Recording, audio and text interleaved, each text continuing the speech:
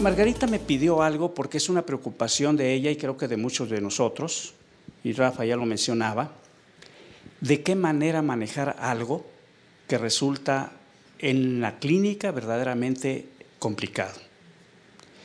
Y entonces se ha intentado 20,000 cosas. Ustedes saben que cuando no hay algo, un acuerdo general para poder tratar algo, se debe a que es muy difícil quizás el cuadro o bien nada es tan efectivo para hacerlo. Y este es el caso del dolor neuropático. De hecho, los algólogos que están acá y todos los que se dedican al dolor, sabemos que este es el punto de quiebre, es la piedra de toque. Podemos hacer bien poco, sinceramente, cuando los pacientes llegan con mucha afectación y entonces se han intentado diversas alternativas terapéuticas.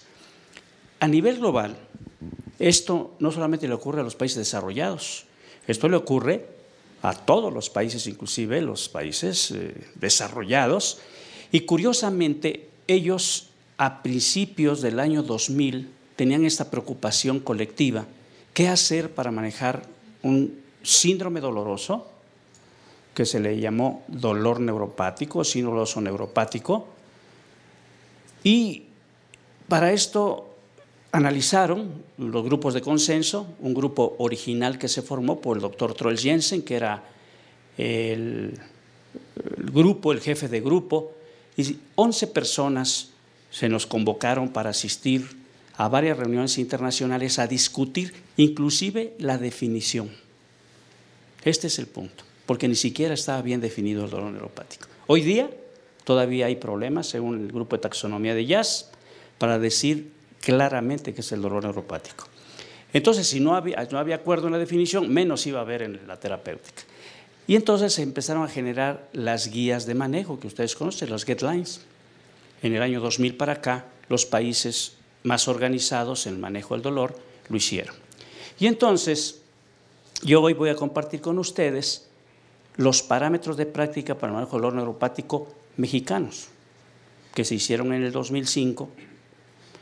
Y Margarita tiene la preocupación, y creo que es de toda la MED, y la comparto, por eso acepté con muchísimo gusto venir con ustedes, para ver cuál ha sido el impacto del 2005 para acá.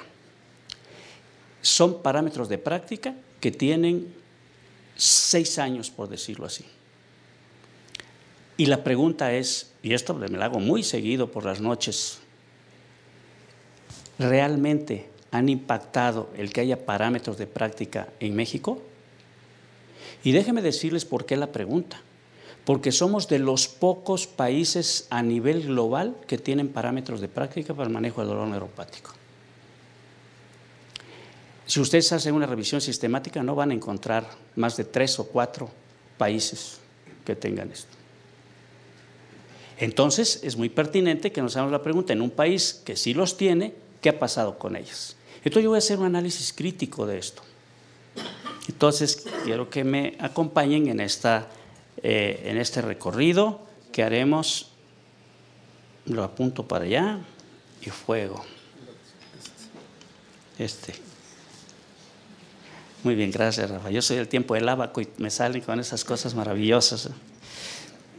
Entonces, tendríamos que partir de este concepto. Si ustedes recuerdan, el dolor neuropático, no voy a entrar a detalles, pero así es definido por Jazz. Necesitamos necesariamente partir de este hecho, porque en esto se basa fundamentalmente todos los aspectos de las guías de manejo.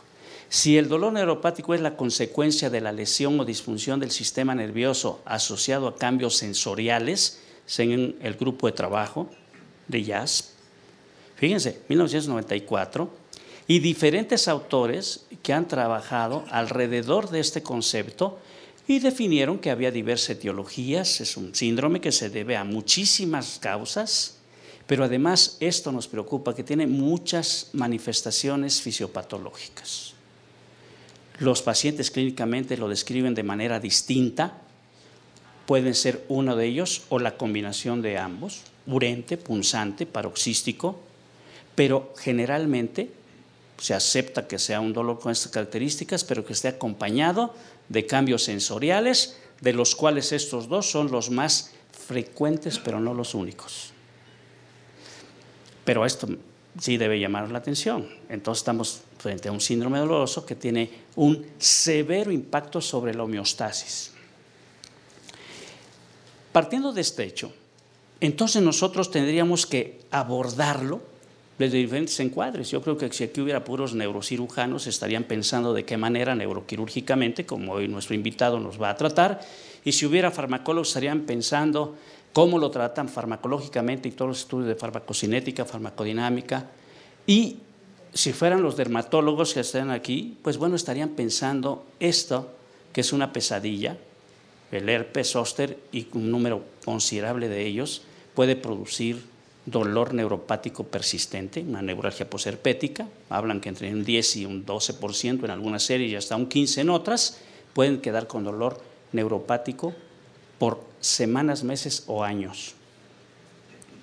Y desde luego, si estuviéramos acá con expertos que trabajan sobre todo sistema nervioso central, estaríamos pensando en muchísimas causas que pueden producir dolor neuropático.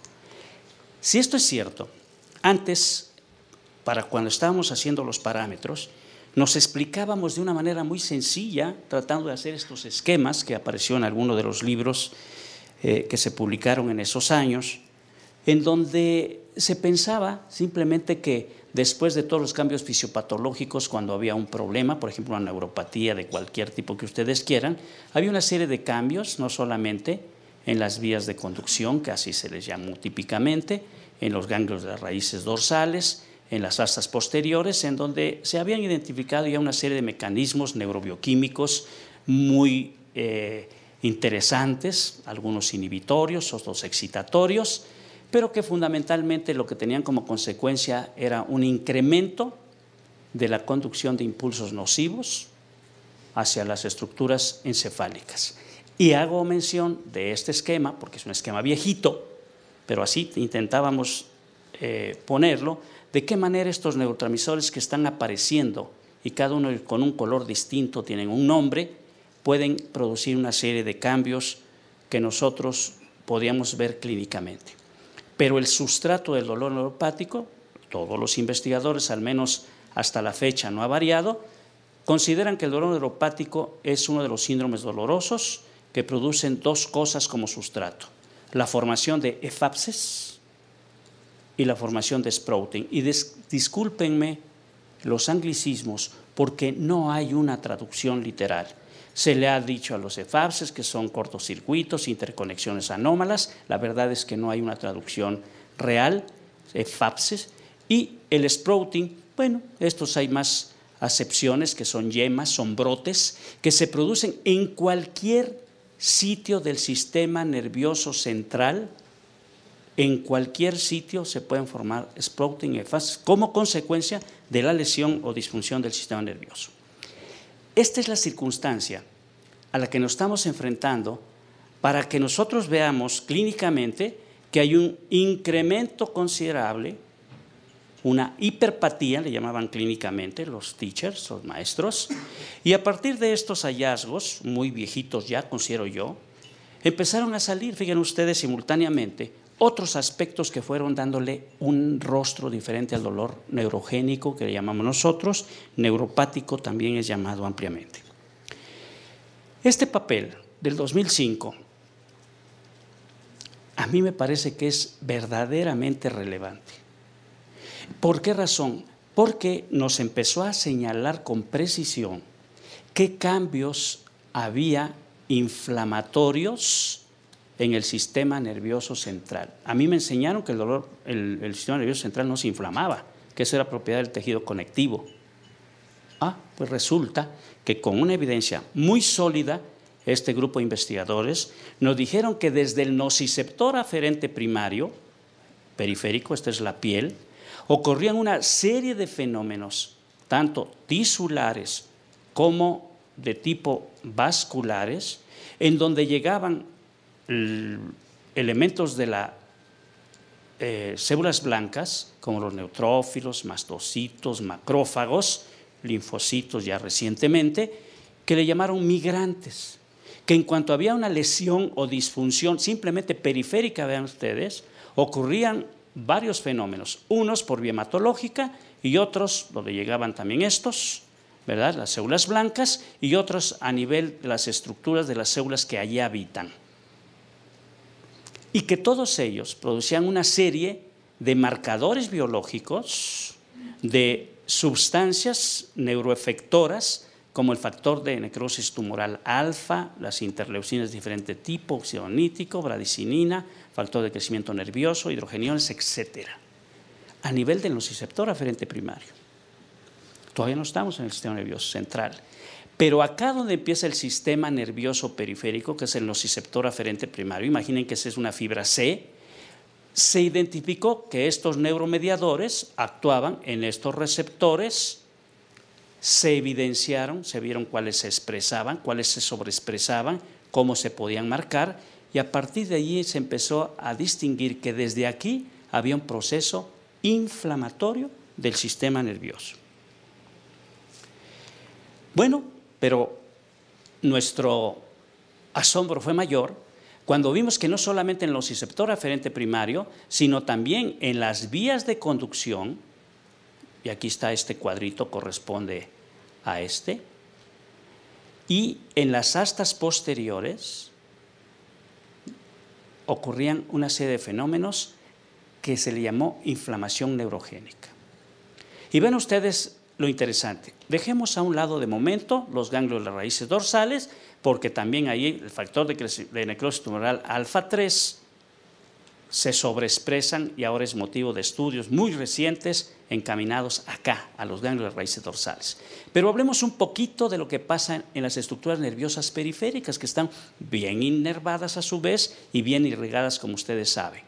¿Y qué creen? Que en estos axones, en las vías de conducción, si fue una fibra C, una delta, lo que ocurre es que también por vía sanguínea llegan los mismos migrantes, como nuestros paisas que se van del otro lado, y que son las células T, los linfocitos, mastocitos y las células de la serie blanca, como los macrófagos, y que liberan lo mismo, factores neurobioquímicos, sustancias neuroactivas, que van a sobreestimular los axones.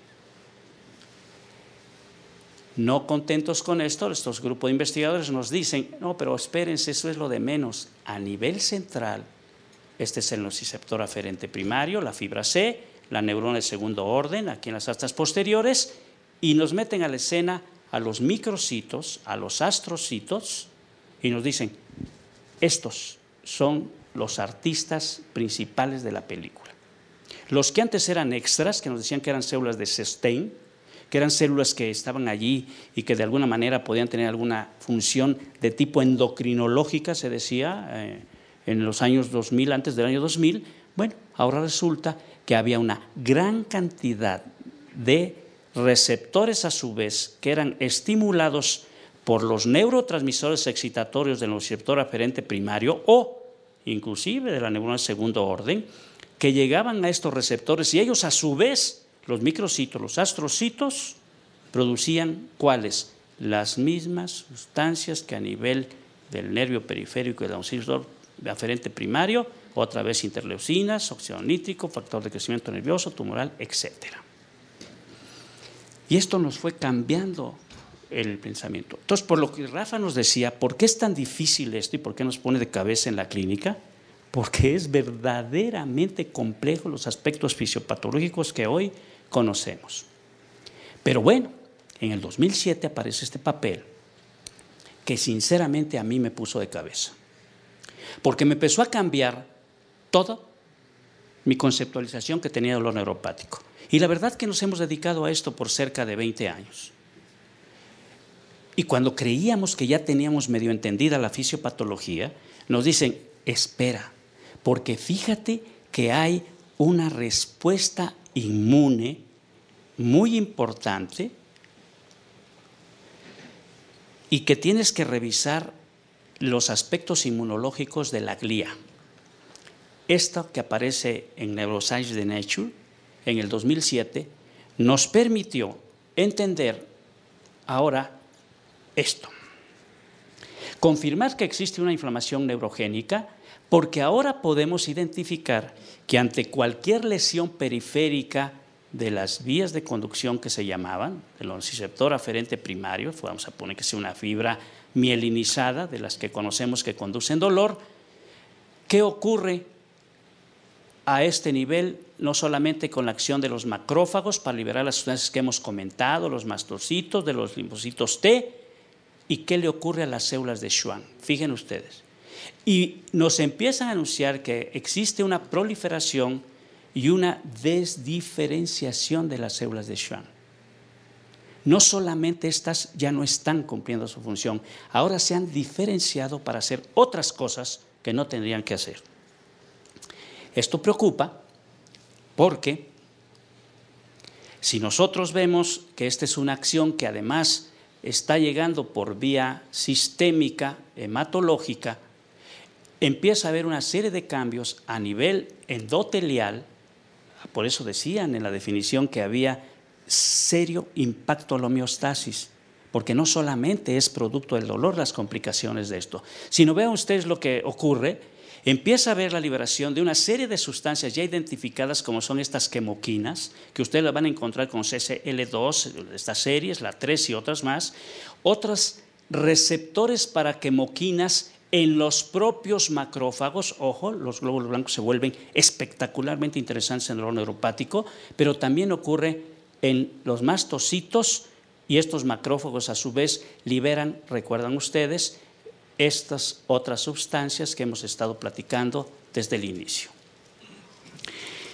Si esto es cierto, entonces cuando lo llevamos a nivel subcelular y nosotros empezamos a buscar cuáles son los sitios receptores para estas nuevas sustancias que se están identificando cuando hay una lesión nerviosa, y nosotros podemos identificar las quemoquinas, los demás factores que hemos comentado y algunas otras neuroagulinas que ahora se comentan y que ahora se han estado estudiando recientemente. Esto da como consecuencia entonces que nosotros tengamos que revisar qué pasa con el dolor neuropático, con las flactalquinas, las quemoquinas, que por mucho tiempo otros investigadores revisaban y que nosotros no las teníamos ocupadas de momento. Nos quedamos en el NMDA. Yo voy a muchas pláticas y oigo los NMDA, los receptores NMDA y los receptores AMPA-cainato. No, es que es parte solamente de los neurotransmisores, los neurotransmisores excitatorios e inhibitorios GABAérgicos, glicina y otros inhibitores. ¿Qué pasa entonces? Vean ustedes, los astrocitos, la microglia, pues ya vimos que estos receptores para quemoquinas, ya vimos cuáles de ellos, cuáles se liberan ya sea por el nociceptor aferente primario, estas son las flactalquinas, y vean cómo interactúan con los astrocitos o con los microcitos, la microglia, que a su vez libera una serie de sustancias que se activan y van a generar y a complicar aún más esta inflamación neurogénica. Hasta aquí ese papel. En el 2005, en el libro de dolor por especialidades, pusimos este esquema. Yo no tengo un diseñador que me haga mis esquemas, entonces yo los hago, por eso están tan mal hechos. Pero quise representar aquí que este es un nociceptor aferente primario, la fibra C, esta es la neurona de segundo orden, aquí están los receptores N-metilaspartato, AMPA-cainato y demás, y aquí tenemos nosotros que esta fibra C puede estar cuando está sobreexcitada ante un dolor neuropático, pues desde luego tratar de inhibirse a través de las neuronas inhibitorias GABAérgicas fundamentalmente. ¿Qué pasa cuando hay un dolor persistente de tipo neuropático? Bueno, nosotros sabemos que se activa y que hay una sobreexcitación del nociceptor y como consecuencia de esto hace que se liberen una gran cantidad de neurotransmisores excitatorios como el glutamato, ¿verdad?, el aspartato, el cainato, ahora sí, los que conocíamos nosotros, pero no solamente ocurre esto. Si esto sigue sobreexcitado, va a seguir excitando a la neurona de segundo orden y así en lo sucesivo. ¿Qué hace nuestro organismo para parar esto? Pues desde luego que va a tratar con las neuronas inhibitorias, liberar neurotransmisores inhibitorios, como son GABA, estas bolitas azules, glicina, que son las que nosotros conocemos también como otros neurotransmisores inhibitorios, y entonces se van a activar los canales voltaje dependientes de sodio que entraron en escena a principio de la década, porque antes se sobrehablaba de los canales de calcio ampliamente explorados. Y los tetradotoxinos resistentes y los tetradotoxinos facilitadores tienen un juego muy importante cuando está sobreexcitado. Si esto no se puede inhibir, pues ya quedamos que entra a escena los astrocitos y entonces se sobreespesa la ciclooxigenasa 2. Y ahora estamos explicándonos por qué hay una inflamación neurogénica y no es tan fácil quitar simplemente con algún fármaco en particular. Una sobreexpresión de los canales voltaje dependientes de calcio y entonces de esta manera los de sodio, los de calcio y toda esta parafernalia que se sigue interactuando y sobreexcitados hacen explicarnos a nivel subcelular por qué razón el dolor neuropático es tan complejo.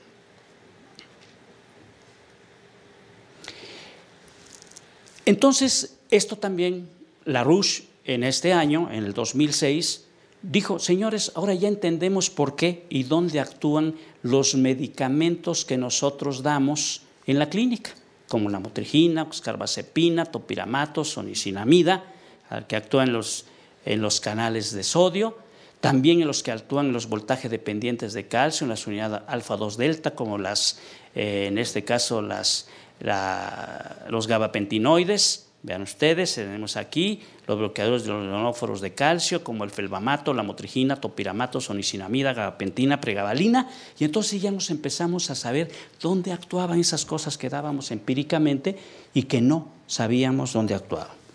Déjenme decirle que soy de los culpables de esto porque nos tocó hacer los trabajos de gabapentina y de pregabalina en México para su registro. Y les juro que no sabíamos dónde actuaban, pero sabíamos que clínicamente no habían salido los trabajos de Robotam y de Baconja en la Unión Americana. Salieron primero en México y después allá. Por eso les decía que no sabíamos dónde. Y entonces vimos también que los antagonistas de glutamato, felbamato, topiramato, donde actuaban. Y así podemos explicarnos algunos otros, como son los que actúan en el GABA, la tiagabina, el topiramato, etc. Y con este marco teórico se nos ocurrió, después de regresar de un grupo de consenso, como el que les comentaba, hacer los parámetros de práctica mexicanos. Este es el papel que se publicó en la revista de investigación clínica y lo hicieron fundamentalmente un endocrinólogo, diabetólogo, un neurólogo muy prestigiado a nivel internacional, el doctor Covarrubias, algólogo que ustedes conocen, y bueno, algunos otros miembros de esta asociación de la MED, un servidor, y 60 especialistas más de todas las especialidades, ortopedistas, neurocirujanos, internistas, anestesiólogos, etcétera, de los 32 estados de la República y de la práctica pública y privada. Así se hicieron estos parámetros de práctica. Y este fue mi primer error. Dije que voy a hacer un análisis crítico. ¿Por qué le puse parámetros de práctica y por qué no le puse guías de manejo? La verdad que creímos que por modestia debíamos de ponerles parámetros de práctica, porque la diferencia entre un parámetro de práctica es que es un lineamiento de manejo que se sugiere y que puede ser observado, aceptado o rechazado o modificado. La guía clínica no se puede modificar, se tiene que aplicar. Entonces nosotros no propusimos una guía de manejo, sino un parámetro de práctica. Y con este encuadre que les expliqué, pues nosotros queremos analizar cuál es la circunstancia. Primero, que el estado del arte para ese tiempo, ese era esto, vean ustedes, ha cambiado, pero había controversias inclusive sobre sus aspectos epidemiológicos, ya decíamos de su definición, pero sin embargo, Para ese tiempo que se hicieron, en la Unión Americana existían más de 4 millones de pacientes con dolor neuropático. Fíjense qué preocupación para los vecinos del norte. En México, calculábamos que entre 800,000 y 1.920.000 podrían tener dolor neuropático, pero calculábamos, porque no hay ningún estudio hasta la fecha de tipo epidemiológico a gran escala. Hay varios trabajos de corte epidemiológico, pero no nacionales. Y nosotros nos interesaba, después de revisar todos los parámetros de práctica, los españoles, los del Reino Unido y desde luego los de la Unión Europea, que salieron después, porque los de ADIN natal salieron un año después. Y entonces nosotros revisábamos que en estos estudios, el comportamiento epidemiológico, tanto en la Unión Americana, en Italia y Francia, eran afectados una gran cantidad de pacientes por neuralgia trigeminal. Fíjense ustedes que uno dice, ¿hay tantos? Bueno, no son tantos, ¿no? 155 por cada, un número muy impresionante, pero sí, debido a el tipo de dolor que tiene, es impresionante. Y esto también nos preocupaba porque la neuralgia trigeminal, en un porcentaje no despreciable, entre 1 y 4, es el primer síntoma de la esclerosis múltiple, que entonces es una gran preocupación cuando a nosotros nos llega un paciente con neuralgia trigeminal, descartar esto. Y bueno, vean ustedes que en algunos otros estudios, esto es un estudio muy reciente de Manuel Teixeira, este grupo brasileiro, que lo publicó en esta revista, este Journal Europeo de Odontología, en el 2009. O sea que no ha variado mucho de aquellos tiempos. ¿Qué hicimos para llegar a estos parámetros de práctico? Pues un grupo de consenso, ustedes saben, aquí están muchos de los que han participado en los grupos de consenso, Rafa, Magda, Margarita, el doctor Genis, Miguel Ángel y muchos más que, bueno, no veo bien quiénes están, esta Hortensia, pero muchos han participado en estos parámetros de práctica. Tenemos 10 años de estar haciendo parámetros de práctica y este era el tercer parámetro. Habíamos hecho para dolor oratorio, para dolor agudo, y este fue el tercero, el de dolor neuropático. Ahora acaba de salir el de lumbalgia, que también muchos de ustedes participaron, y ya está en la red, y ustedes lo pueden obtener de acceso libre en español y en inglés, y tiene la misma metodología. ¿Qué hicimos? Dijimos, bueno, vamos a ver si es cierto que es un problema. ¿Y qué hicimos? Una encuesta a 105 médicos especialistas de 3 estados de la República. Los mandamos a encuestar para ver cuáles eran las estrategias que ellos utilizaban, ojo, para diagnosticar, tratar y para ver hacia dónde enviaban a sus pacientes con dolor neuropático, los que no son algólogos. ¿Sí? Entonces no encuestamos algólogos, médicos especialistas de diferentes especialidades interesados con el dolor neuropático. Y además de esa encuesta, que ahora se las comentaré en un momento los resultados, se convocó a 24 especialistas con experiencia para tratar de conjuntarnos para revisar, hacer una revisión sistemática de todo lo que estuviera escrito en Internet, en el ciberespacio, y hacer una revisión sistemática. Con el resultado de esa revisión sistemática, se convocó a estos 24 especialistas para que en 3 días de trabajo se hiciera estos parámetros que fueron el resultado.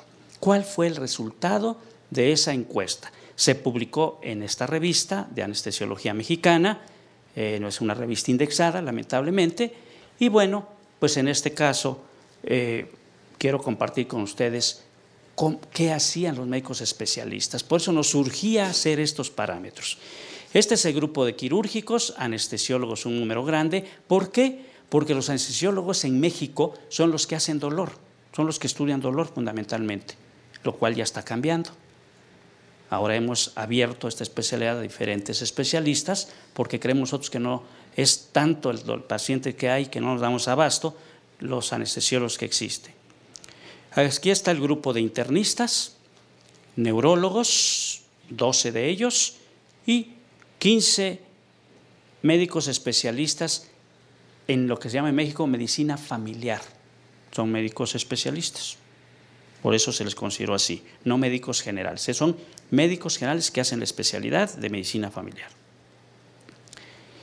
Aquí están los niveles de atención, vean ustedes, fundamentalmente todos ellos trabajaban, o la mayoría, en el tercer nivel de atención, aunque había del primer nivel de atención un 20% y una pequeña proporción en el segundo nivel de atención.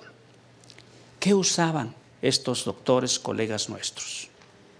Bueno, pues resulta que los doctores que nosotros encuestamos decían, bueno, usaban de todo, hasta AINES,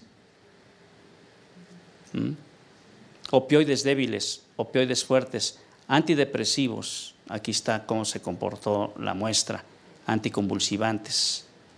Los que más lo utilizaban eran los anestesiólogos, que yo supongo que tienen formación de algólogos, pero el resto, vean ustedes, no era mayoritariamente los que usaban los anticonvulsivantes. Y nos preocupó mucho, porque de AINES había de todo, 2, 3 AINES, etc. Y entonces se hizo la revisión sistemática en Medline, en bases, Cochrane, todo lo que había desde el 74 al 2004 se revisó, todo. Y se seleccionaron 329 documentos de los miles que aparecieron, que tuvieran en el título dolor neuropático, aparecieron miles y miles. Después de hacer esta revisión sistemática, nosotros encontramos 329 documentos y calificamos de acuerdo a los niveles de evidencia de la Universidad de McGill originalmente, y además de esto buscamos otras formas de seleccionarlos, de clasificarlos, no solamente a nivel de evidencia, que era muy primitivo, sino también con el número de publicaciones que había al respecto y con el nivel de recomendación en A, B o C.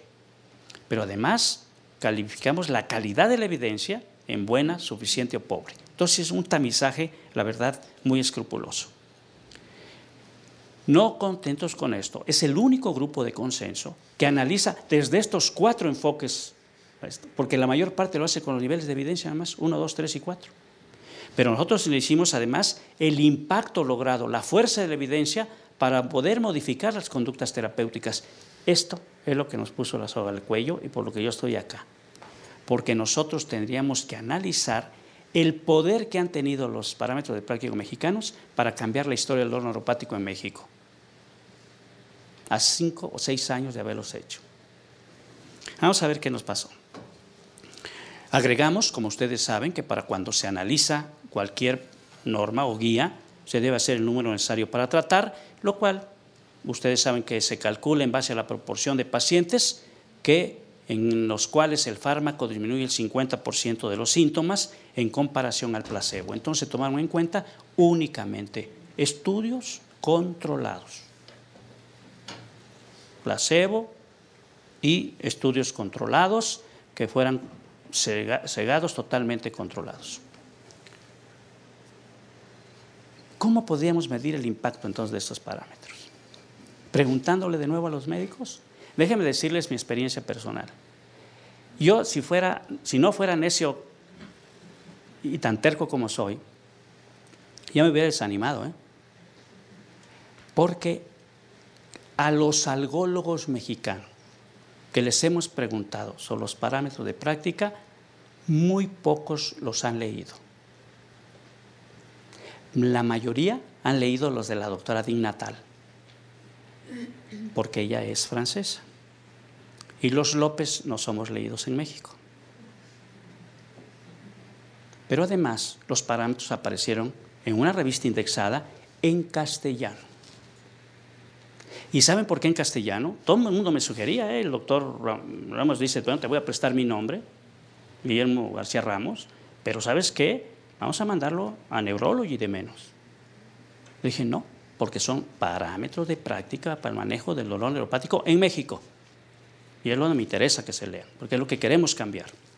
Pues resulta que ni porque están en castellano y porque los publicaron, pues, la gente con apellido castellano, pues no nos han leído, ni los colegas, bueno, ni los amigos nos han leído.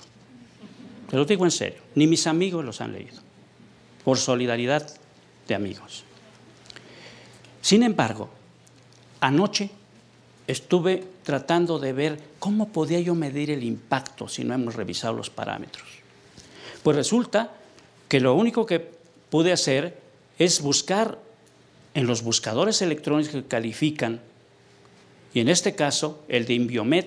Ustedes saben que este califica todos los artículos que hay en lengua castellana, ¿verdad?, traducidos al inglés o no, y vean ustedes, en 9 años solamente ha tenido 1.593 visitas a texto completo. Ni siquiera 1.000 por año. En 6 años, 1.563 visitas. ¿Será que nada más estos son los interesados en el dolor neuropático en México? No pude hacer la búsqueda de lo de Adin Natale porque no está en ese buscador, pero seguramente son cientos de miles de visitas que debe tener. ¿Con qué lo calificaron los que fueron y sí se animaron a visitar? Con 9. Yo creo que ahí nos hicieron el favor, ¿no? Esto es la revisión al 28 de junio. Y vean que la otra manera de ver si un artículo es revisado o no, el número de citas que hay en la literatura universal en todos los buscadores electrónicos. Únicamente tiene 11.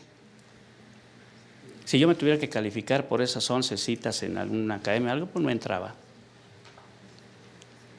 Quiere decir entonces que los que investigan y leen mucho y escriben, o no nos citan porque nos apellidamos López, o no les importa. Han salido muchos artículos de dolor neuropático en México y no citan los parámetros de práctica. No sé si sea ese terrible atavismo que todavía tenemos de no citar a los cuates para no pensar que hay alguien que hizo antes las cosas que nosotros.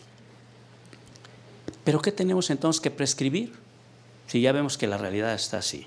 Esto lo acabo de poner en un curso también donde analicé los parámetros de práctica del dolor agudo que me invitó en el centro médico, que también coincidí con Margarita.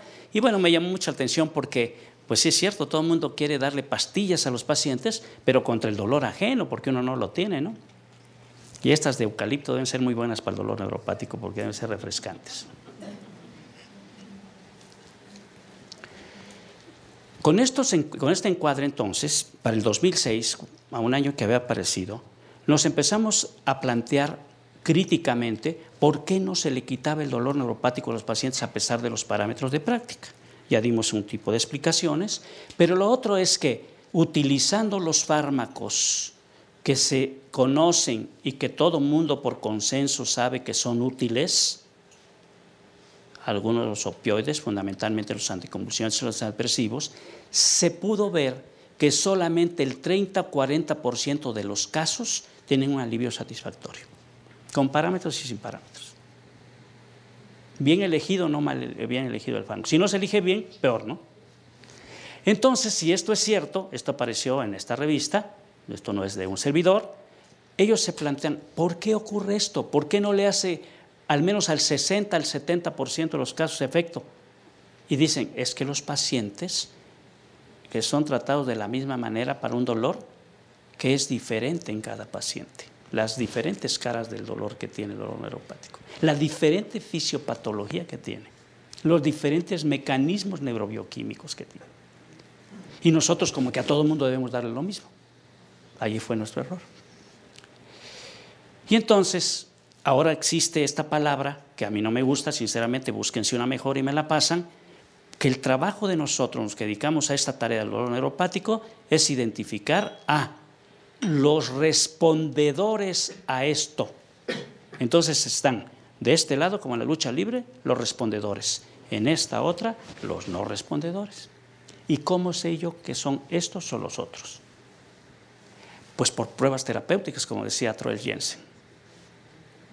Cuando vio que también ellos estaban desesperados, porque él es el de la Task Force, el líder de la Fuerza de Trabajo de IASP, dijo, pues vamos a darle por tratamiento sintomático. Y a los que se le quita es que era neuropático y a los que no es que no era. Bueno, fíjense, él es el líder, es un tipazo el doctor. ¿Cómo está el número necesario para tratar de los fármacos que usamos a diario ustedes y un servidor para tratar de aliviar a los pacientes? Tenemos que basarnos en estos números para elegir y no solamente irnos con la finta de los que luego nos dicen que son mejores. Yo tengo ahora un curso nuevo de dolor. Ustedes saben, yo me jubilé en nutrición en el 2008 y fundé una nueva clínica en el Seguro Social y es mi tercera generación de residentes. Y estos médicos, yo siempre les digo, es que de verdad están ustedes muy entusiasmados porque quieren probar todos, porque todavía no los conocen. Pero entonces, convendría que ustedes le hagan caso al número necesario para tratar para que sea uno de sus criterios de selección del fármaco. Uno, no es el único, pero es muy consistente. Y entonces vean ustedes que así podrán ustedes decir si le dan o no carbamazepina, opioides, antidepresivos tricíclicos, pregabalina, tramadol, duloxetina, parches de leucaína, gabapentina, lamotrigina, capsaicina tópica. ¿Por qué estos? Porque son de los que se han hecho estudios para el dolor neuropático. Probablemente haya otros, pero de estos son los que hay el número necesario para tratar que yo identifiqué. Y entonces, si es cierto que hay una variabilidad bárbara en el dolor neuropático, ¿cuáles son los factores? Y con esto me estoy acercando a terminar este análisis crítico, un poco para la reflexión de ustedes y para entrar al plato fuerte de hoy en la noche. Entonces, la variabilidad del dolor neuropático se debe a, dicen los expertos, y nosotros metiches entre ellos apoyando todo esto, que se debe a factores genéticos sin duda, que se debe a estos factores genéticos la diferente farmacocinética. Esto no estamos inventando nada, esta es una verdad consumada para los farmacólogos, que la farmacocinética varía de acuerdo a las características de cada sujeto, esto es individual. 2, a factores psicológicos y psicoafectivos que no hemos tomado tan en cuenta en el dolor neuropático y su severo impacto que tiene la homeostasis. Y estos pueden generar ambos, que son las características de los pacientes, tanto genéticos como psicológicos, o sea, orgánicos, mecanismos centrales y periféricos, que después de un trauma, enfermedad o infección, o sea, lesión o disfunción, puede haber una serie de mecanismos que ya hemos estado platicando inicialmente y que pueden expresarse clínicamente de esta manera, o con algunas manifestaciones clínicas o experimentales como el paintbrush y otras técnicas que se comentan con el filamento de von Frey y demás. De esta manera, en forma muy sencilla, nosotros explicábamos cuál es la variabilidad del dolor neuropático y lo hacemos de manera tan primitiva que ustedes vean que pues es mucho más complejo que esto. Y para irme acercando a la parte intervencionista del área neuroquirúrgica, esta apareció en Pain a principios de año, en un editorial. Ya ven que ahora Pain saca 7 editoriales por número, y es muy interesante revisarlos. Yo lo primero que leo y a veces ahí me quedo. Son verdaderamente interesantes porque analizan los editoriales de los artículos de fondo, y resulta que nos hablan de que la estimulación cortical en diferentes áreas tiene una impresionante respuesta en diferentes síndromes dolorosos, incluyendo el neuropático. Y ustedes compartieron con nosotros esta publicación de Pain. Dicen que hay que publicar en Pain y morirse. Yo les digo, no la muelen, porque entonces yo ya tendría que irme despidiendo.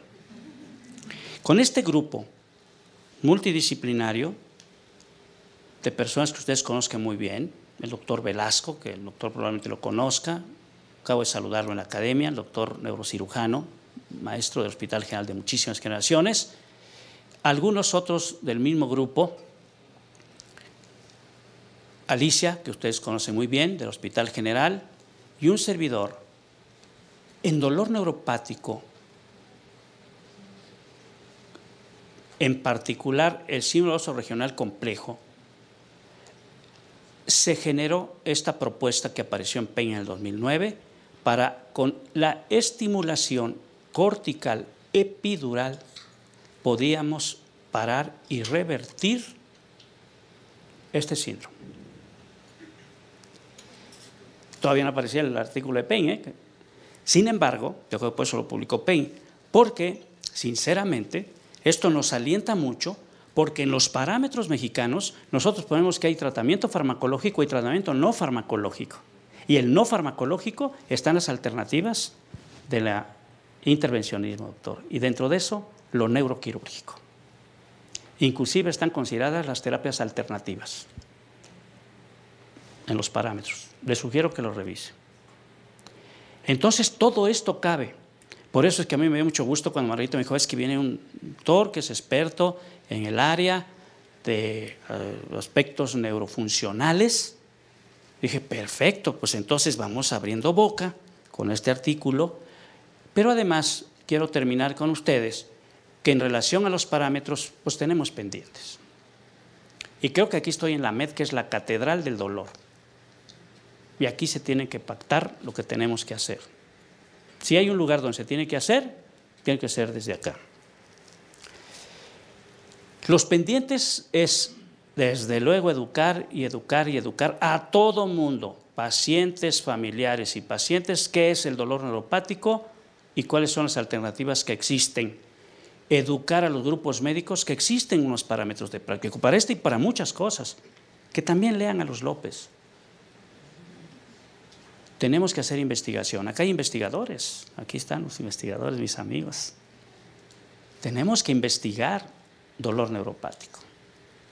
Más y más y más, clínica y básicamente.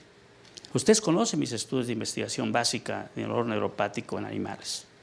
Entonces, hemos dedicado muchos años a esto porque necesitamos investigar más, porque todavía hay mucho por conocer y necesitamos sobre todo una gran campaña de difusión y divulgación. ¿Por qué? Porque no creímos nosotros y confiamos en la ciencia que al hacerlos y publicarlos y subirlos a la red y publicarlos en una revista indexada como es la revista de investigación clínica, que es la revista que le conocen como de nutrición, que es la mejor revista clínica de México, además la única indexada en ese tiempo, pues que era suficiente. Y ya vimos que no, nos equivocamos. No hicimos una campaña de difusión y divulgación, porque dicen además que no sé cosa en boca propia es vituperio, ¿no? Elogio en boca propia es vituperio. No, pero no se trata de elogio ni de quién lo hizo, sino que es conveniente y necesario para los pacientes. Y termino con esto. Cuando lo revisé me puse muy contento, porque es una iniciativa de la Universidad de Yale en donde ellos están viendo que con estas imágenes seleccionadas, varias de ellas, son como 8 o 10, no cualquier imagen, pueden reducir el dolor en los pacientes. Estudios controlados, no simplemente allí una historia de amor que a alguien se le ocurrió. Es decir, pacientes que tienen dolor y que les ponen esta serie de imágenes, disminuye su dolor sin que se le den fármacos o algunas otras alternativas. ¿Qué quiere decir? ¿Por qué me puse contento? Porque no está en los parámetros, pero en los próximos que haga lo pongo. Y la música. Muchas gracias.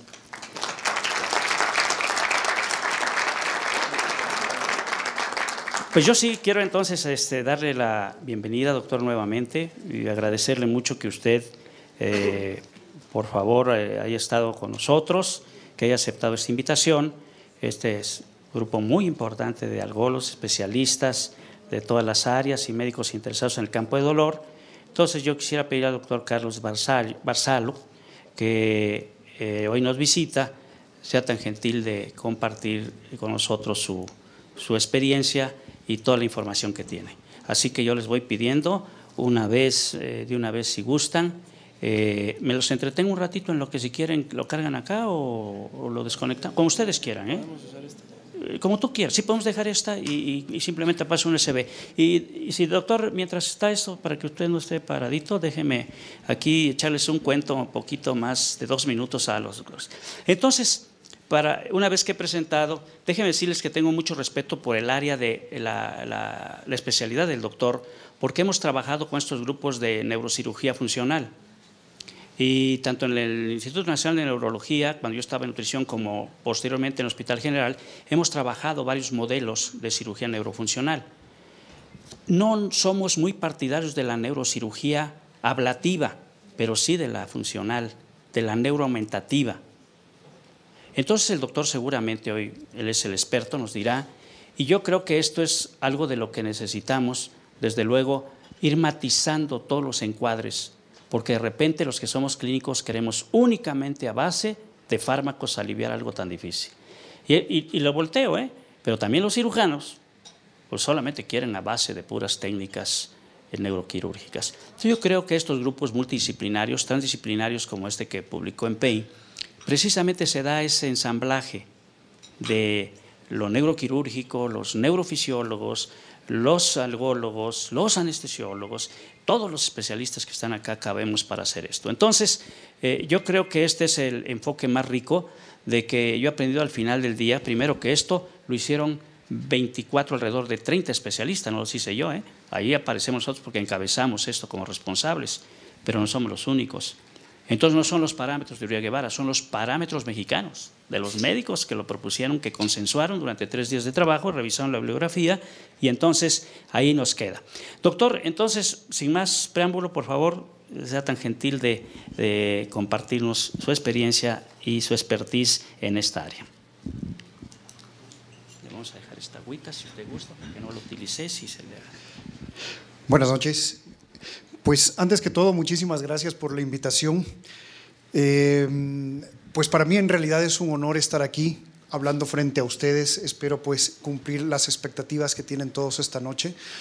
En realidad, pues frente a lo hablado por mi antecesor, vamos más bien a hacer como una involución de los que son los procedimientos. Y pues como decía el doctor, en realidad no es ni la parte clínica ni la parte quirúrgica la que tiene en definitiva pues la última palabra, sino más bien un tratamiento multidisciplinario consensuado para poder llegar a encontrar la solución para problemas tan complejos como puede ser en ocasiones el dolor neuropático.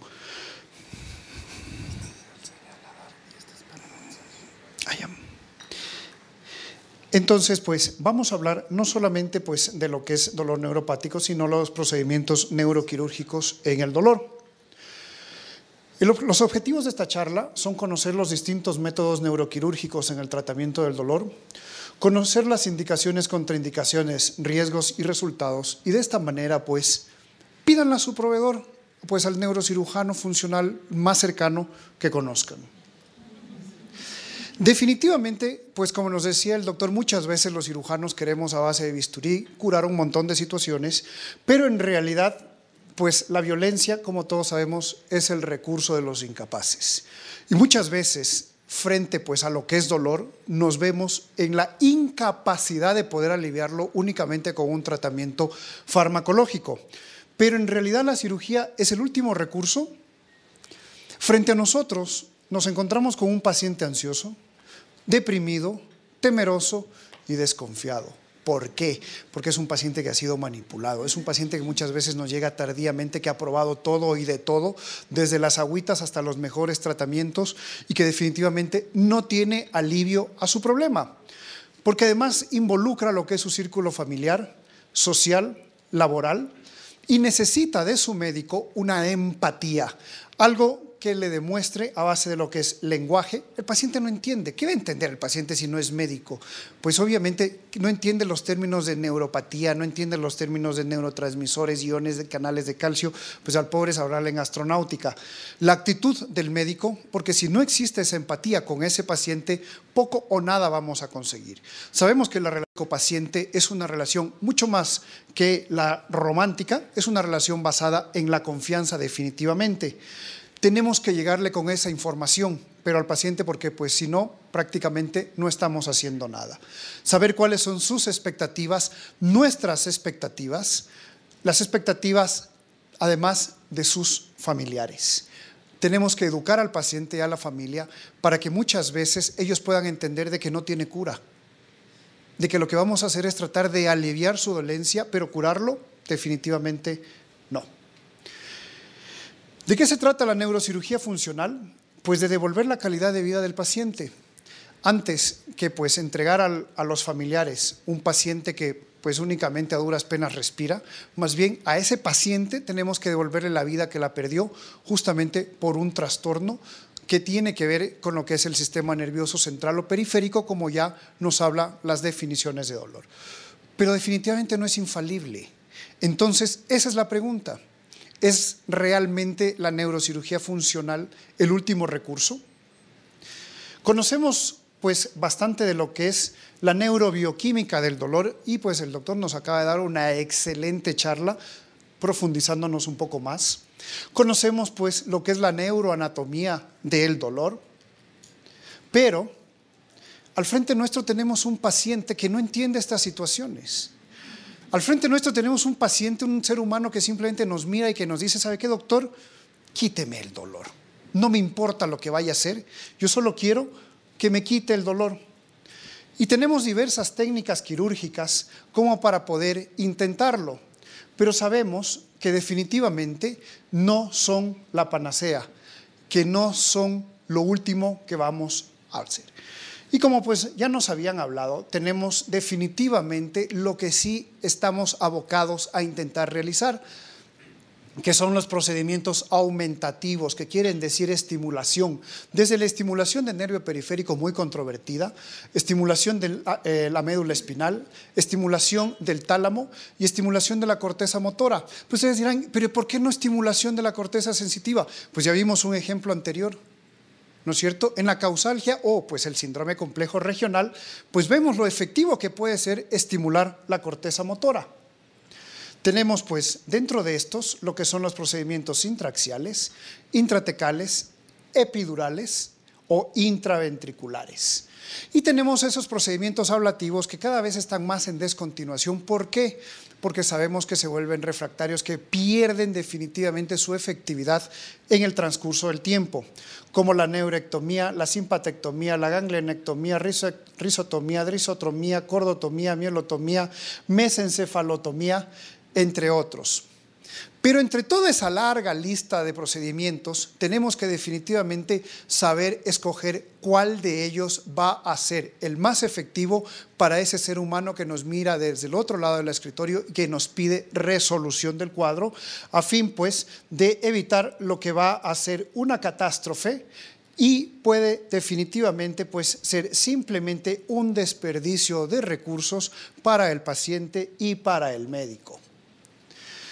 Entonces, pues vamos a tener una serie de criterios para poder llegar definitivamente a la elección del procedimiento adecuado, que nosotros creemos que muchas veces no resulta el procedimiento adecuado por una serie de circunstancias que ya vamos a ver más adelante, pues por las cuales fallan estos procedimientos. Es decir, cuando tenemos dolor en la que es cabeza, cara, cuello, extremidades superiores, pues tenemos a disposición lo que es la mesencefalotomía, por debajo de C5 la cordotomía, por debajo del diafragma los analgésicos intratecales o la comisurotomía, sobre el diafragma pues lo que son los analgésicos intraventriculares. Tenemos dentro de lo que es la estimulación eléctrica, la estimulación cerebral profunda, periacueductal o periventricular, y además de eso vemos que también nos sirve lo que es la estimulación cortical. Analgesia de aplicación directa al sistema nervioso central, epidural, intratecal, intraventricular.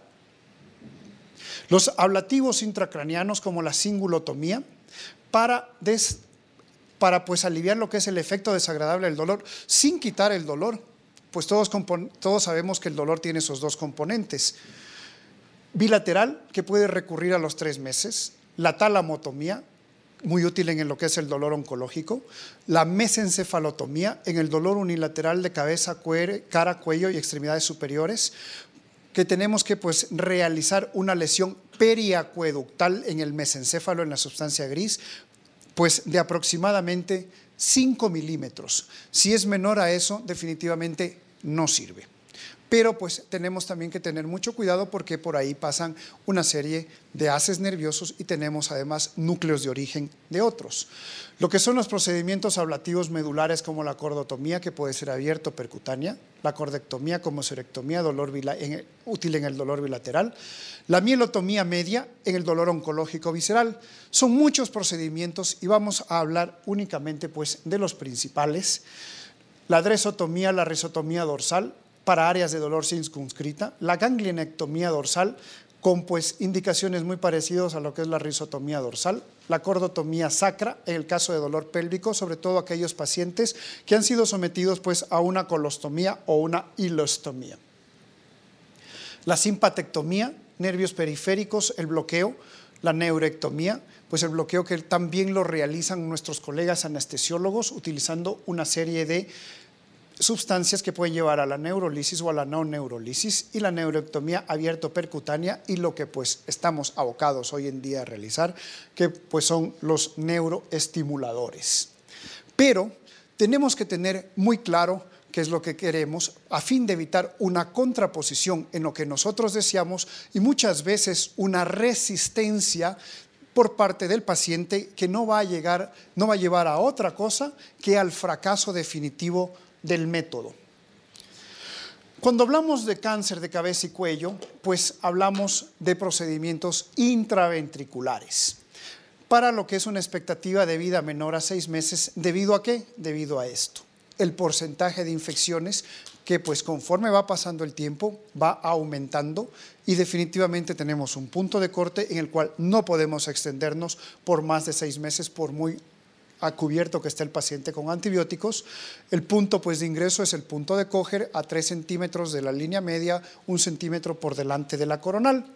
Y pues las complicaciones de esto en la colocación de analgésicos intraventriculares, pues vamos a tener muy parecidos a lo que son el uso de analgésicos de acción central por vía oral, mareo, náusea y vómito, que tienen que definitivamente ver con lo que es la resistencia del paciente o la dosis administrada, y pues vamos a tener un control de hasta un 70% del dolor en 2 meses, que es prácticamente cuando o comienza a fallecer los pacientes debido pues a la afección primaria o comenzamos a retirar los catéteres por la colonización que existe y el riesgo de infección. Tenemos pues lo que es la estimulación cerebral profunda, que sigue siendo controvertida. Es un proceso que continúa en investigación, cuya batuta definitivamente la llevan los doctores Velasco de México, lo cual debe ser un gran orgullo nacional para ustedes, y pues cuyas indicaciones tenemos en lo que es la anestesia dolorosa, la lesión medular y el síndrome doloroso talámico. Pues aquí tenemos, ¿no es cierto?, lo que son la resonancia magnética con los fiduciarios, el mapa, ¿sí?, o el atlas de donde vamos a realizar pues la colocación de los estimuladores, el programador, que son pues los instrumentos básicos para poder realizarla. Uno de los gravísimos inconvenientes que tenemos en Latinoamérica para poder realizar este tipo de procedimientos es el costo. Aproximadamente pues en países como el mío, solamente el estimulador, el neuroestimulador, está alrededor de los 25 a 30 mil dólares, lo cual pues prácticamente lo hace prohibitivo y muy pocos son los pacientes que pueden gestionarse la colocación de un neuroestimulador. ¿Por qué? Porque además los seguros privados no los cubren. Encontraron una palabrita que se llama prótesis y definitivamente los metieron a los neuroestimuladores dentro de lo que son las prótesis y dicen no, prótesis no cubrimos. Una vez de que hemos realizado ese mapeo, pues sí podemos, a través justo de la misma resonancia magnética, realizar el control del sitio de implantación de los neuroestimuladores, dependiendo pues de las características del dolor en el cual vamos a tratar al paciente. Y aquí podemos observar el trayecto del catéter que llevó a colocar el neuroestimulador, en este caso un neuroestimulador bipolar. La planeación es fundamental, la ubicación de los sitios que queremos estimular, ya que pues no va a ser lo mismo que colocar un estimulador posterior de un estimulador anterior. La planeación debe ser realizada tridimensionalmente a fin pues de obtener lo que es el éxito en el control postoperatorio.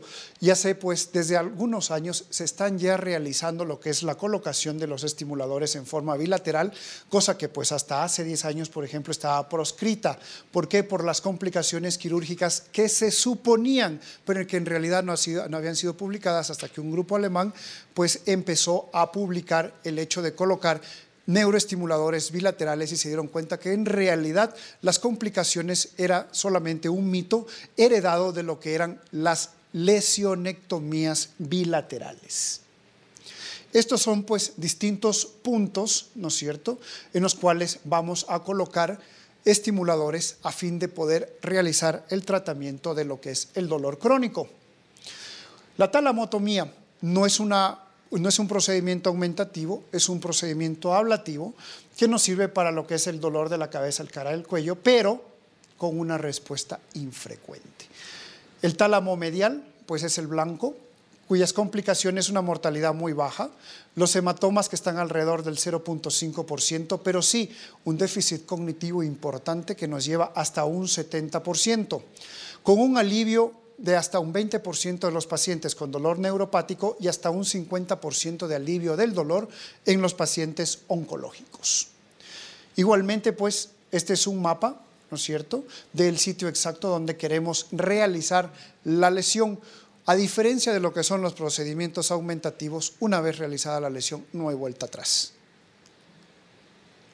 Igualmente, pues, otro tipo de planeación y estimulación en un paciente con un síndrome de Dejerine-Roussy por pues una lesión a nivel talámico. Entonces, ¿qué es lo que tenemos que hacer? ¿Qué nos queda clara de esta parte de la presentación? Que pues para evitar cualquier tipo de error que puede empezar desde la aproximación al paciente hasta lo que es el tratamiento final, la planeación, las indicaciones tienen que ser muy claras y muy precisas. No podemos arriesgarnos porque no solamente pues tenemos daños materiales frente a lo que vamos a realizar con ese paciente, sino pues como hemos visto con un déficit cognitivo de hasta un 70%, el cambio total de lo que es la vida de un paciente. Otro tipo de lesión también es pues la cordotomía, en el cual se realiza la interrupción del haz espinotalámico lateral.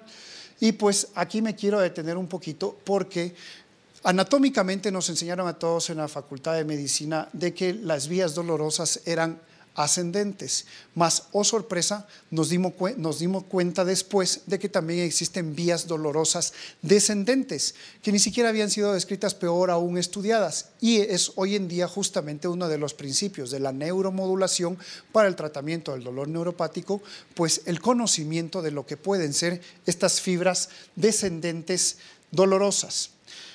Pues la cordotomía tiene sus indicaciones en lo que es el dolor unilateral por debajo del dermatoma de DC5, ese dolor urente de tipo central acompañado de desestesias, causalgia o pues el síndrome complejo regional o un dolor visceral de la línea media. Es un procedimiento que puede realizarse en forma abierta o percutánea, pero pues que si es un paciente que ya está padeciendo de un problema de una vejiga neurogénica, va a empeorar con el mismo. En el procedimiento bilateral vamos a encontrar pues la alteración de Undine, esa apnea que muchas veces puede llegar a ser mortal durante el curso del sueño. Por tanto, estos pacientes tienen que ser muy bien evaluados con una espirometría, con un estudio de dinámica respiratoria, sobre todo para ver lo que es el movimiento del diafragma. En el caso de la técnica, pues es un paciente que tiene que estar definitivamente despierto. No es necesario que esté en ayunas, pero es un paciente que tiene que ser absolutamente colaborador. Y las veces que he realizado estos procedimientos, claro, cuando los pacientes ven las agujas que se les acercan, comienzan a moverse, y pues sí, hay que ser muy tajante y hasta amenazante. Señora, si usted se mueve, la mato. Así que quédese tranquilita, quédese quietecita y no va a pasarle nada.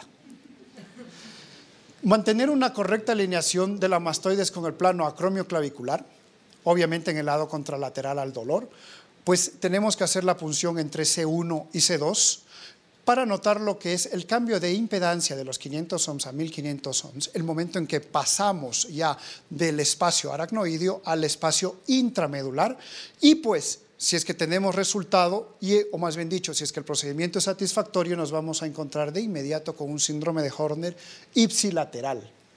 Pues estos de aquí son algunos de los catéteres de las agujas, ¿no es cierto?, que van conectadas a lo que es pues el aparato de radiofrecuencia. Tenemos las placas, ¿no es cierto?, de control fluoroscópico, hacia dónde es lo que queremos llegar. Igualmente, pues vemos lo que es la posición de la aguja, ¿no es cierto?,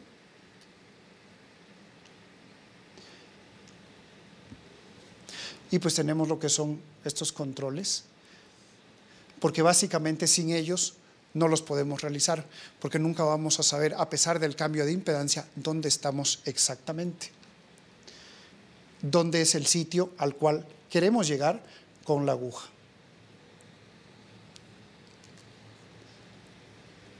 Pues igual, más placas de control radiológico, pues que nos van a orientar con lo que es la apófisis odontoides, nuestra principal guía para este tipo de procedimientos. Y esta es una cordotomía abierta, en la cual realizamos el acceso por vía anterior, vía transoral, a fin pues de poder llegar al sitio exacto en el cual queremos realizar la lesión. Aquí pues hemos retirado ya lo que son los elementos anteriores, nos dirigimos pues hacia lo que son los cordones anterolaterales. ¿Qué complicaciones van a tener la cordotomía? Pues una ataxia, una paresia ipsilateral, alteraciones urinarias, disestesias, una apnea del sueño que puede llevar a la muerte del paciente. Es por eso que estos pacientes necesitan tener un excelente estudio a cabalidad y profundidad de cuál es su dinámica respiratoria. Un alivio del dolor en el 94% de las veces, pero ojo cuando está indicada, cuando tiene indicaciones precisas, si no prácticamente, como vimos, pues que se ponía en riesgo la vida de ese piloto, estamos poniendo en riesgo también lo que es la vida de ese paciente. Pero esto es el momento posoperatorio inmediato. Al año encontramos alivio del dolor en un 60% de los pacientes, que baja a un 40% en 2 años. Es por eso que estamos cada vez más y más dejando de lado lo que son los procedimientos de lesionectomía para más bien abocarnos a lo que son los procedimientos aumentativos. El paciente pues debe permanecer en un decúbito supino por 24 horas, la salida de líquido cefalorraquídeo para en forma espontánea en los casos de la punción percutánea, y pues obviamente existe una durorrafia de la durotomía en lo que son los procedimientos abiertos, y pues se puede en forma inmediata comenzar lo que es la disminución progresiva de los analgésicos. Para la técnica abierta realizamos lo que es la hemisemilaminectomía y puede incluso hacerse bajo anestesia local, pero en pacientes muy seleccionados. Si es que no tomamos en cuenta cuáles son las indicaciones precisas de cada uno de los procedimientos, el peso, el costo económico y social prácticamente va a aplastar al paciente y va a aplastar al médico, porque se convierte en un agobio para todos, se convierte en un dolor de cabeza del cual nunca nos vamos a liberar. La comisurectomía, que consiste en interrumpir las fibras que cruzan la comisura anterior medular, pues las indicaciones son el dolor bilateral o de línea media, igualmente por debajo del dermatoma C5, pues prácticamente la técnica quirúrgica es bastante diferente de la anterior, ya que es bastante parecida a la anterior, ya que pues tenemos que lograr justamente por vía anterior acceder a lo que es la comisura anterior medular. El pronóstico, pues encontramos un alivio total del dolor en un 60% de los pacientes, un 28% de los pacientes con un alivio parcial y un 12% no experimentan ningún alivio. Eso tenemos que ser muy claros con los pacientes, y por eso en la primera diapositiva pues les hablaba de que la cirugía muchas veces no es el último recurso, no es la solución final al dolor que presentan los pacientes, y tenemos que ser muy claros con ellos, porque son ellos quienes toman la decisión final, quienes nos van a decir: doctor, sí, opéreme, me someto a los riesgos porque creo que pueden ser mayores a los beneficios, o decir simplemente: ¿sabe qué, doctor? No, definitivamente no, me quedo con cualquier tratamiento farmacológico, puedo incluso acostumbrarme a vivir con mi dolor, pero no quiero que me opere. ¿Por qué? Porque tenemos complicaciones, ¿como cuáles? Como una paraparesia en un 8%, disestesias en un 90%, una alteración de la disfunción urinaria en un 12%, y algo que es muy importante para ellos, lo que es la disfunción sexual, en un 7%. Así que pues mucho ojo con lo que son las indicaciones para no llevar estos procedimientos a un lugar equivocado en lo que es nuestra práctica médica. La mielotomía por punción, que se realiza en los pacientes con un dolor pélvico o visceral refractario, que consiste en interrumpir las vías de la columna posterior. Y tenemos pues lo que son los métodos aumentativos, como por ejemplo la analgesia intraespinal, que puede ser epidural, que puede ser intratecal, pues la podemos utilizar desde una hemisemilaminectomía para una hernia de disco. Lo importante es mantener al paciente sin dolor. Acabamos de terminar lo que es la década del dolor y uno de los principales enunciados era pues justamente hospitales sin dolor. Entonces, si es un paciente el cual vamos a operar de una hernia de disco, ¿por qué lo tenemos que tener con dolor? Si le estamos operando de una raquiestenosis, ¿por qué con dolor? Justamente hoy en la mañana pues hablaba con un grupo de residentes. Hablábamos sobre la analgesia post-neurocirugía y el uso de los opiáceos. Y claro, una de las, entre comillas, contraindicaciones era el hecho del aumento del flujo sanguíneo cerebral con el aumento de la presión intracraniana. Y lo que les decía a los residentes, pero a ver, pensemos un poco, si la mayoría de neurocirugías son resectivas, ¿de qué hipertensión intracraneal estamos hablando? Si más bien le dejamos un hoyo. El momento de hacer una lobectomía temporal con una amígdala hipocampectomía, pues queda un hoyo del tamaño de una casa. El momento que sacamos un tumor, igualmente, queda un hoyo bastante grande. Cubrir ese hoyo necesitaríamos un hematoma posoperatorio. Sería la única manera que ese paciente va a tener una hipertensión intracraneana. Entonces, ¿por qué no utilizar opiáceos en esos pacientes y dejarlos sin dolor? Si tenemos un control adecuado neurológico en la unidad de terapia intensiva durante las primeras 24 horas, pues sabemos que es un paciente que está a salvo, sabemos que es un paciente que además no va a tener hipertensión intracraniana por dolor. Entonces, comencemos también a desmitificar todas ese tipo de situaciones. ¿Qué es lo que tenemos? Definitivamente, pues, un catéter con un reservorio que puede durarnos hasta 60 días o con una bomba de infusión continua, pues, intratecal, ¿no es cierto?, que vamos a tener a largo plazo. ¿Cuáles son las desventajas? La duración, que no va a ser mayor de un año. Necesitamos ajuste de dosis continuo y obviamente una prueba de soporte.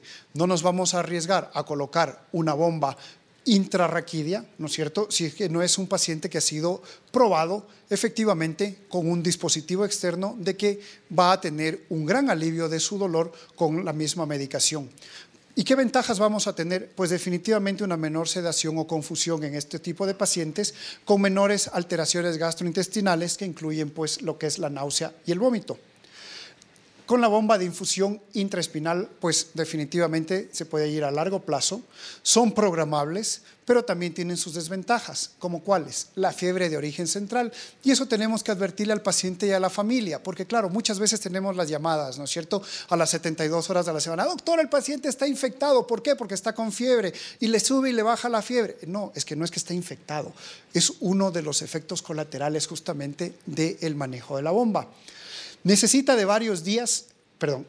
pues de varios días para poder llegar a lo que es un cierto nivel analgésico.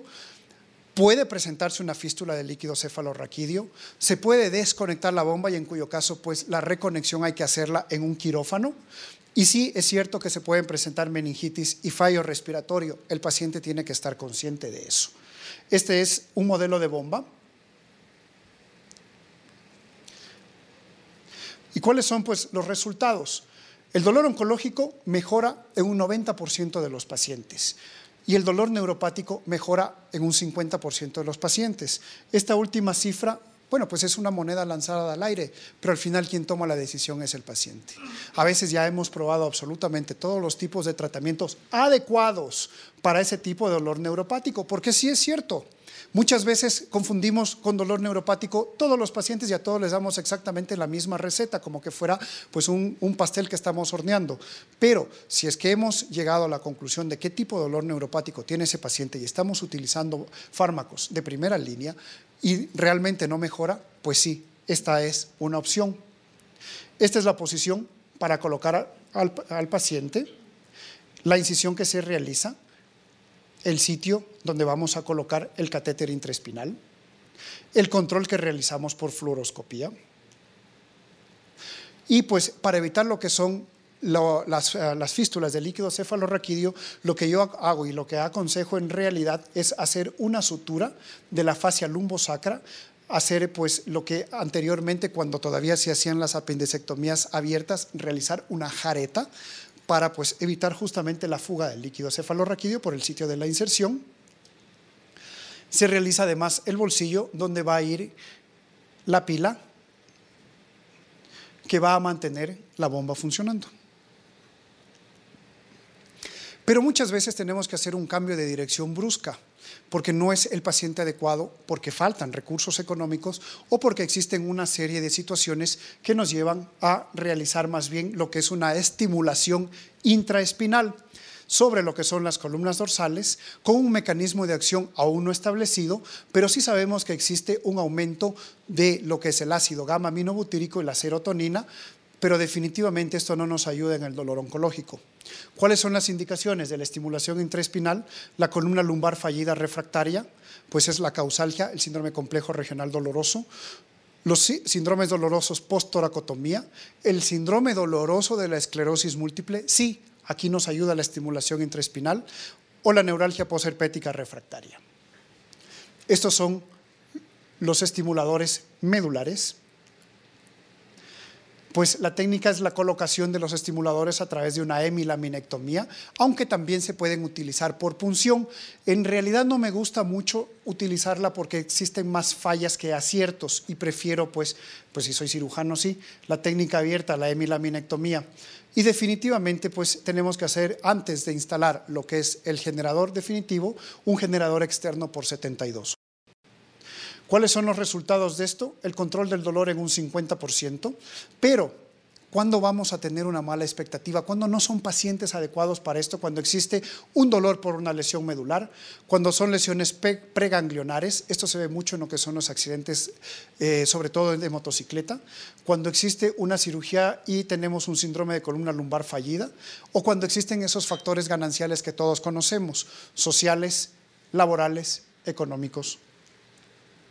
Entonces, hasta el momento, pues sí, hemos visto que la mayoría de estos métodos neuroquirúrgicos, si bien es cierto que no son la última frontera, pero nos sirven con mucho cuidado para evitar justamente lo que puede ser el desperdicio de recursos materiales y el recurso pues de tiempo y emocional para el médico. No son procedimientos baratos, son procedimientos costosos, así sea en salud pública, pues sabemos que existen lo que se llaman pues los gastos denominados, ¿no es cierto?, días cama, días hospital, alimentación, cuidados, etcétera, en los pacientes. La famosa adresotomía para el dolor por desaferentación, con una lesión en la raíz por abulsión o una lesión medular, en la neuralgia posherpética, en el dolor del miembro fantasma y que sabemos pues de sobra que no es útil en lo que es el dolor no oncológico.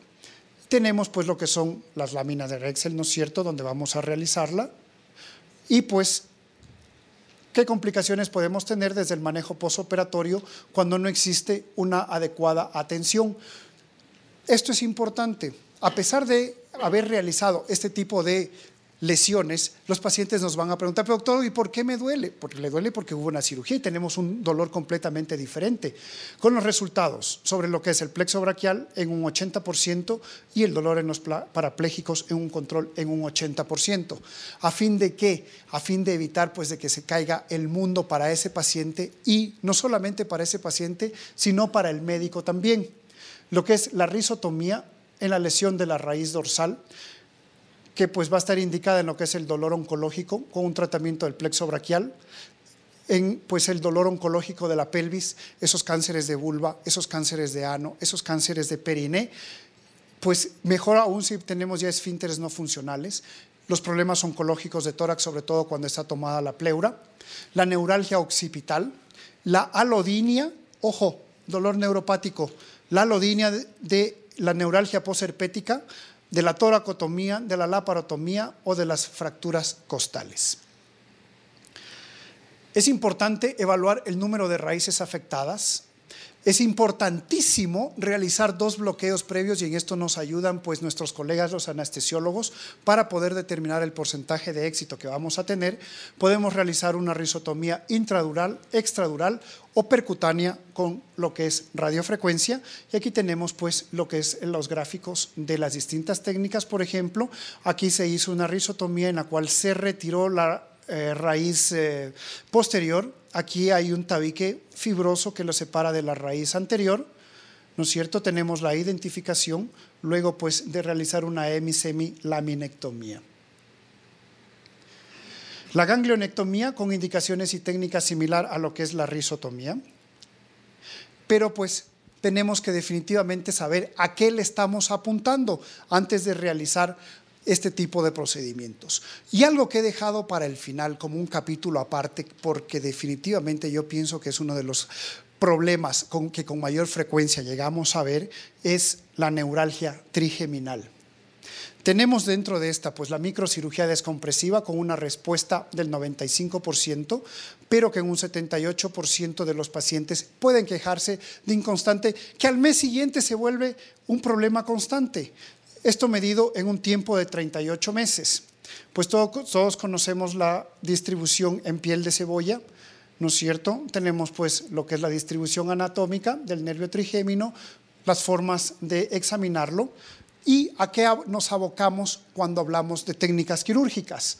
Pues a una lesión en lo que son las ramas periféricas, la zona de gatillo, podemos realizar una risotomía, una sección intradural, una lesión a nivel del bulbo raquídeo, lo que es la microcirugía descompresiva, la cirugía de llaneta, y lo que es la radiocirugía, que puede realizarse a través de un gamma knife o a través de un acelerador lineal, de un LINAC.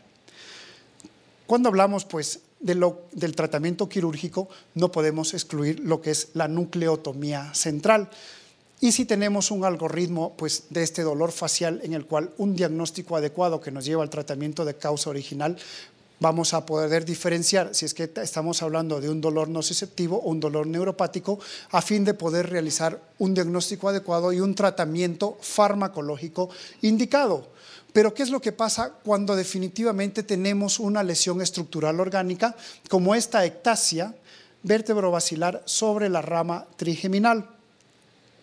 Pues en estos casos, si nos abocamos definitivamente a lo que es el tratamiento farmacológico, nos vamos a quedar cortos y no vamos a llegar a nuestra meta, que es el tratamiento y el alivio del dolor en ese paciente.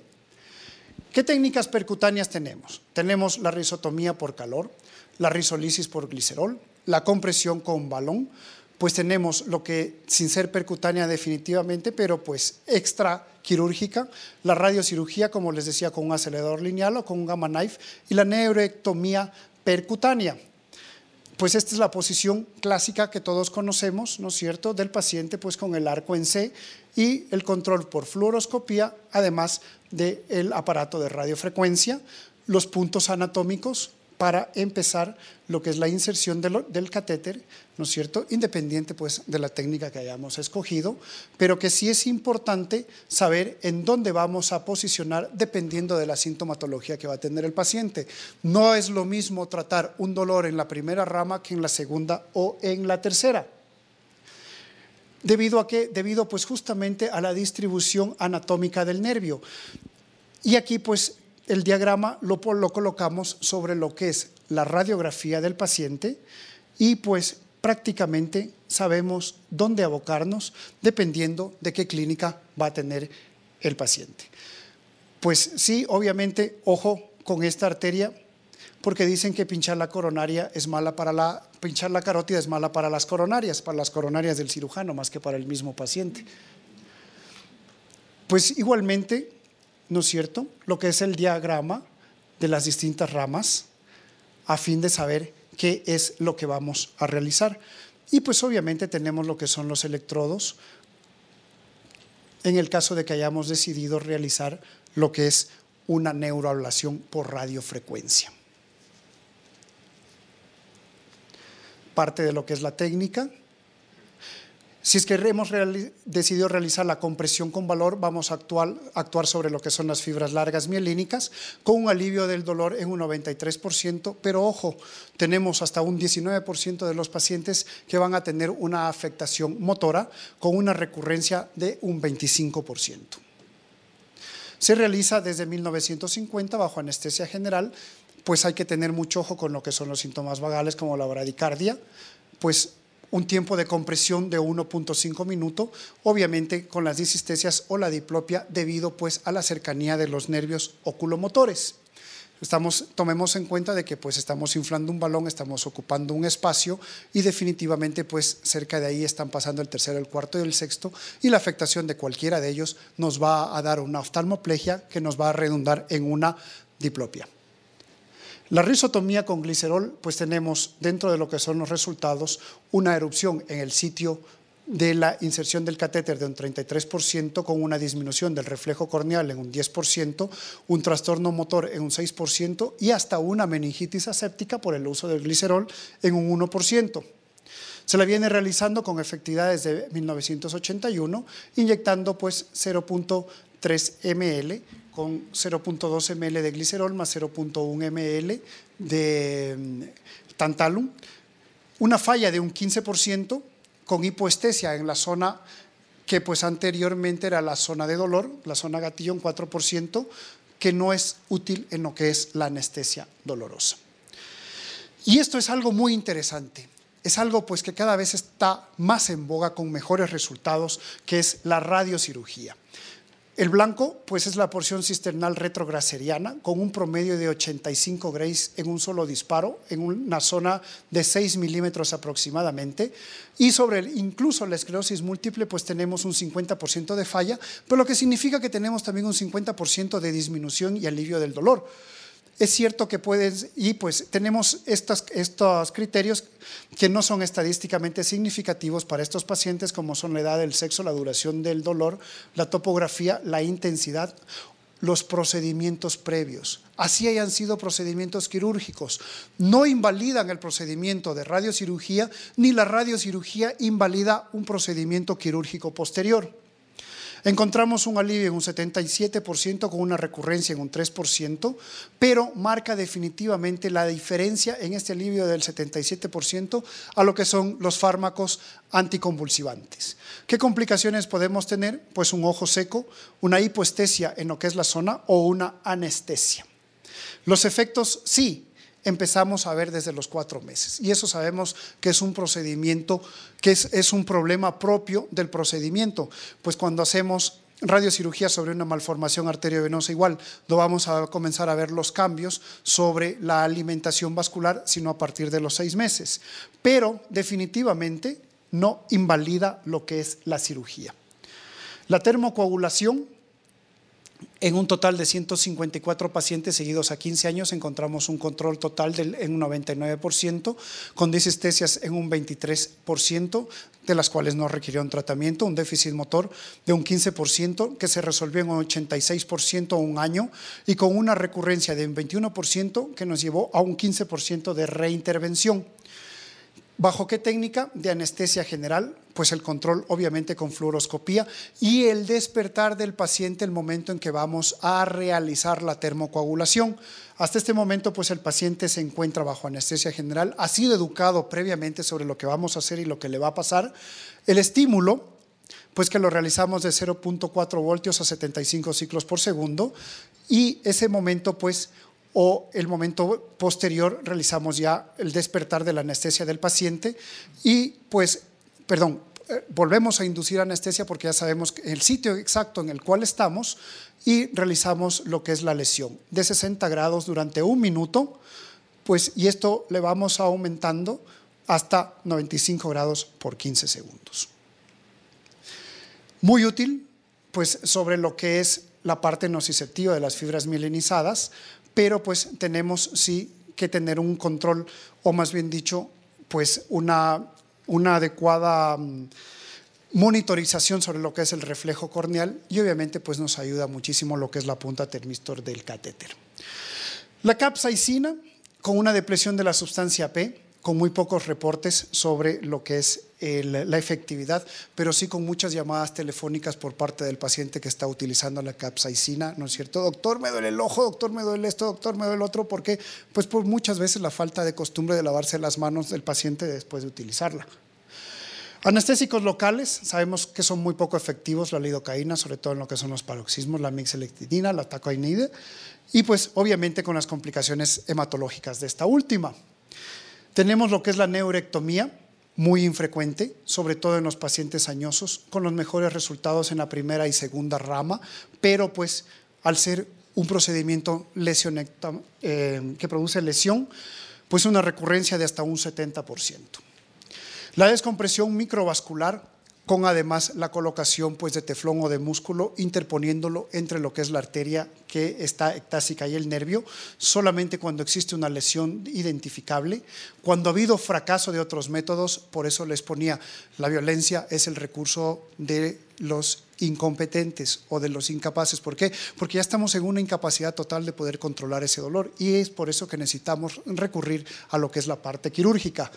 Con una craniectomía suboccipital retrosigmoidea, la gran mayoría de veces encontramos sobre la primera y segunda rama una compresión venosa, mientras que sobre la tercera rama por lo general es la arteria cerebelosa superior. Recurrencia pues de hasta un 5%, con una parálisis facial de hasta un 2% y parestesias de hasta un 17%. ¿Por qué? Porque sabemos que al séptimo nervio, con solo mirarlo, pues ya se paraliza.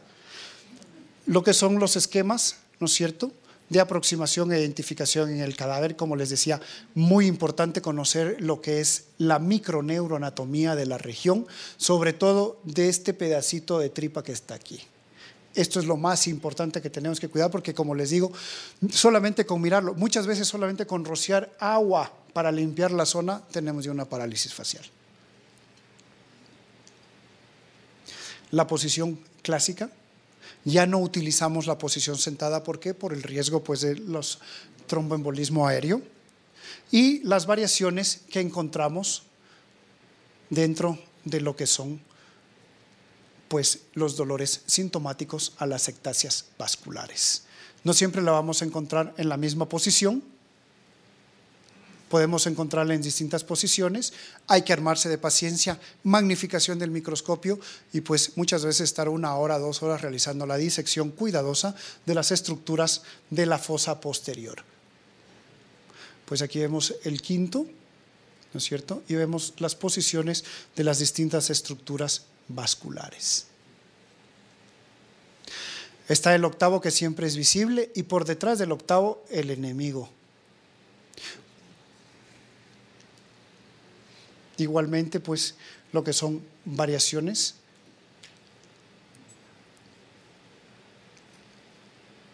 Claro, y lo mejor de esto es que la gran mayoría de veces que tenemos éxito y a veces se nos hizo una parálisis facial, al paciente ya no le importa no tener dolor.